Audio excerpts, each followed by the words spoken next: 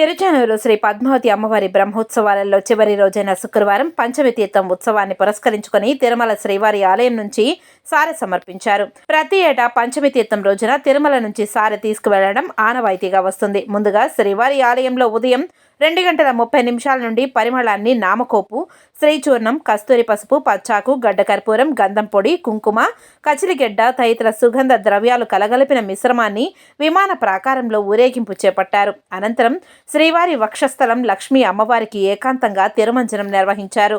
ఆ తర్వాత ఉదయం 4:30 తిరుమల శ్రీవారి ఆలయం నుంచి పసుపు, కుంకుమ ప్రసాదాలు, తులసి వస్త్రాలు, ఆభరణంతో కూడిన సారె ఊరేగింపు మొదలైంది.